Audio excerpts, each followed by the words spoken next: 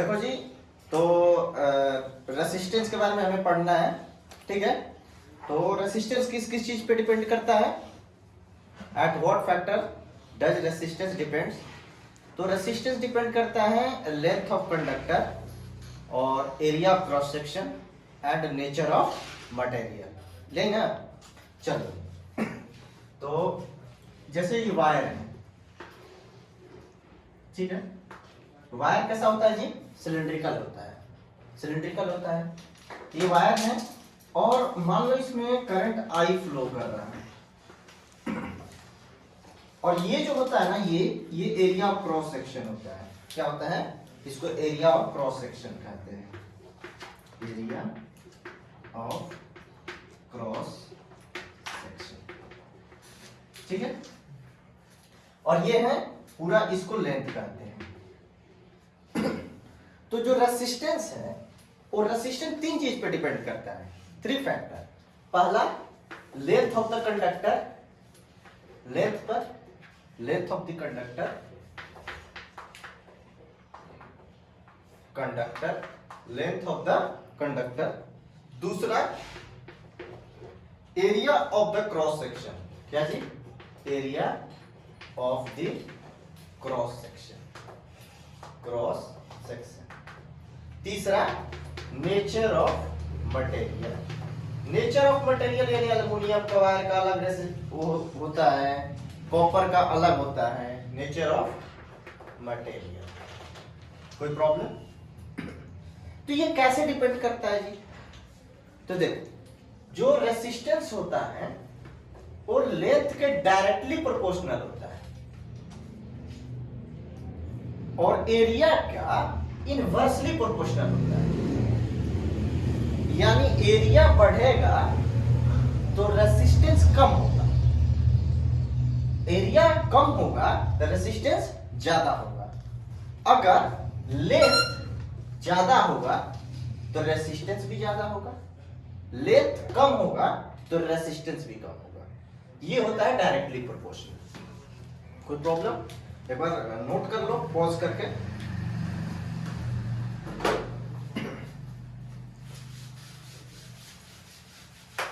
ठीक है, अब देखो यहां आते हैं। तो हमने पढ़ा R is equal to rho, नहीं, R is directly proportional to L by A। जब ये प्रोपोर्शनलिटी हटता है तो एक कांस्टेंट आता है। क्या आता है जी? कांस्टेंट आता है। तो कांस्टेंट क्या आएगा जी? ये रो आएगा, रो, रो L बाई A। ये होता है रेसिस्टेंस का फॉर्मूला। और ये रेसिस्टेंस कैसे डिपेंड करता है और क्या इनके बीच का रिलेशन है? कोई प्रॉब्लम? नोट करो इसे। अब देखो जी, कुछ क्वेश्चंस आते हैं इस पे।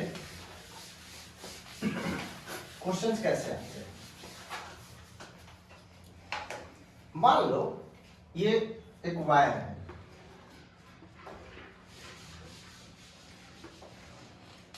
ठीक है। वायर सिलिंड्रिकल होता है, ठीक है ना। और ये क्या है? ये एरिया ऑफ क्रॉस सेक्शन।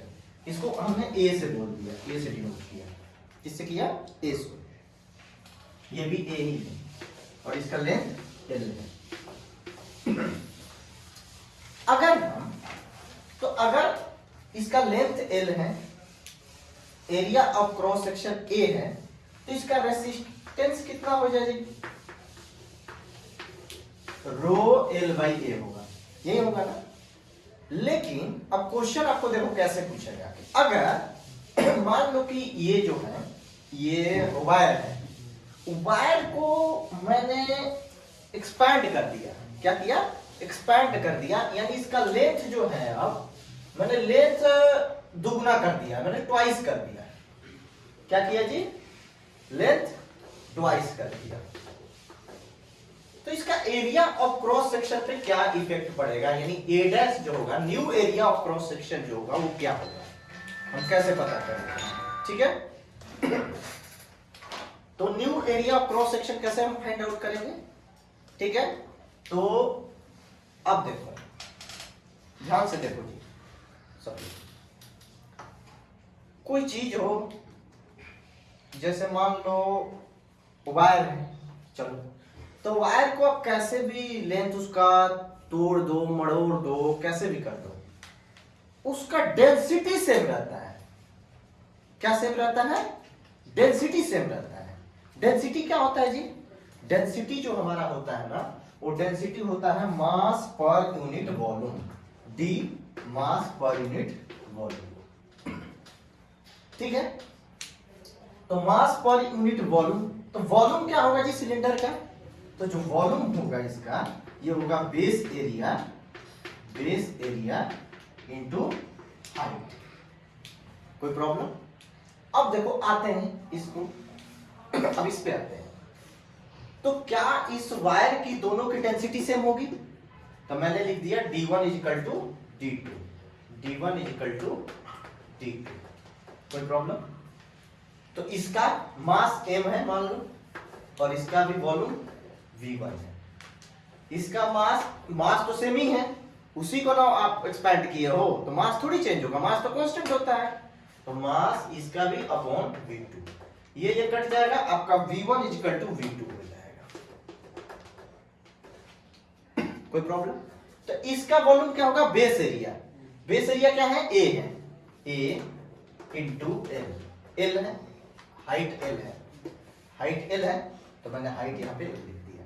इसका वॉल्यूम देखते हैं। इसका बेस एरिया A डैश है, मान लिया भाई ये A डैश है, और लेंथ कितना है जी? L/2। तो ये L से L कट गया, तो हमारा न्यू जो A डैश होगा वो 2 times the area of cross section इसके हो जाएगा।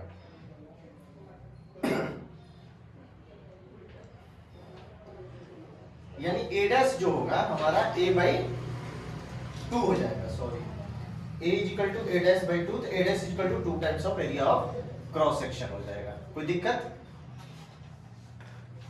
देखो जी, सॉरी, यहाँ पे लेंथ जो है ना 2L है, 2L मैं लिख दिया हूं L/2, तो ये हो जाएगा आपका A इंटू 2L, तो ये हो जाएगा आपका,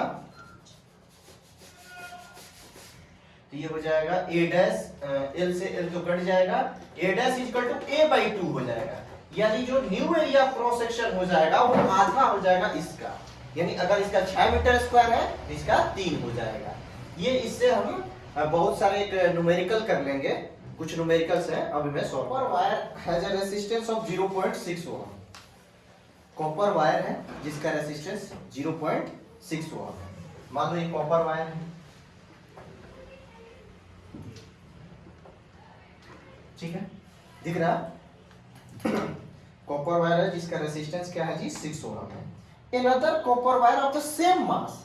क्वेश्चन है, आप क्वेश्चन आप लोग लिख सकते हो, नोट कर सकते हो कि a copper wire has a resistance of 0.6 ohm, another copper wire of the same mass as the first one is double in length of the first. Find the resistance of the second wire. Find the resistance of the second wire. ठीक है, तो एक copper wire है जिसका resistance, इसका resistance R equal to 0.6 ओम है, R equal to 0.6 ओम है। और उसी कॉपर वायर को, नहीं, दूसरा कॉपर वायर है जिसका सेम मास है, माने जितना मास, इसका मास अगर m है तो ये भी एक कॉपर वायर है, उसका मास m ही है, लेकिन उसका लेंथ जो है इससे डबल है। यानी देखो क्वेश्चन समझो अच्छा से कि एक कॉपर वायर है, इसका मास m है, लेंथ l है और रेजिस्टेंस 0.6 ओम है, ठीक है। अब क्या है ना कि दूसरा कॉपर वायर है, ध्यान से देखो, अब देखो जी इसका लेंथ बढ़ा दिया गया, यानी इसका लेंथ हमारा 2L कर दिया गया। लेंथ कितना कर दिया गया? 2L। तो इस वायर का रेजिस्टेंस क्या होगा, ये बोल रहा है।